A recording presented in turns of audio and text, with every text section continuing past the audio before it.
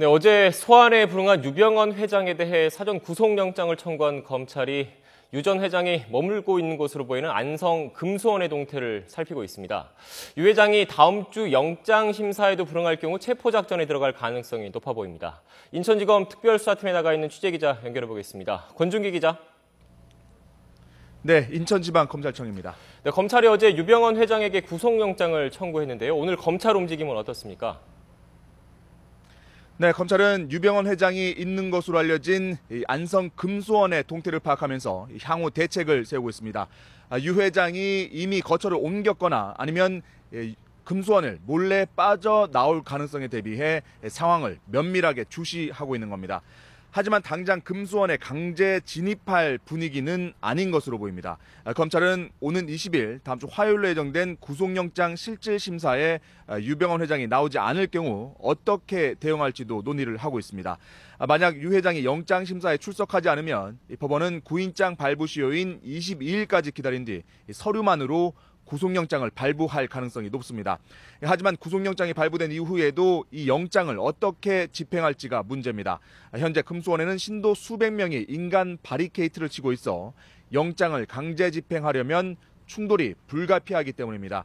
검찰은 유 회장 측이 검찰 수사가 불공정하다고 생각한다면 독립된 사법기관인 법원의 판단을 맡겨보자며 자진 출석을 촉구하고 있습니다. 하지만 자녀들에 이어서 유 회장 본인까지 아무런 연락 없이 검찰 소환에 불응한 만큼 법원의 영장심사에도 나오지 않을 거란 관측에 힘이 더 실리고 있습니다. 이에 따라 구속영장이 발부된 이후에는 검찰이 체포 작전에 나설 것으로 보여 다음 주가 유 회장 수사의 최대 고비가 될 전망입니다.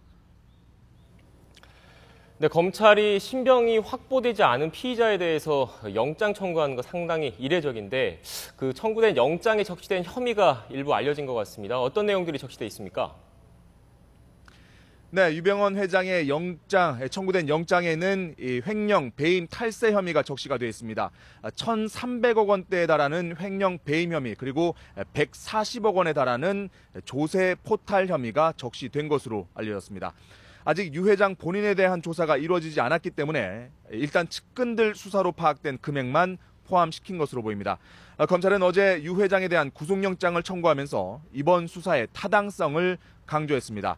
청해진 해운이 벌어들인 소득이 뚜렷한 이유 없이 유 씨 일가로 흘러갔고 따라서 세월호의 안전과 인력 관리에 필요한 투자가 제대로 이루어지지 않은 게 세월호 사고의 한 원인이라는 겁니다.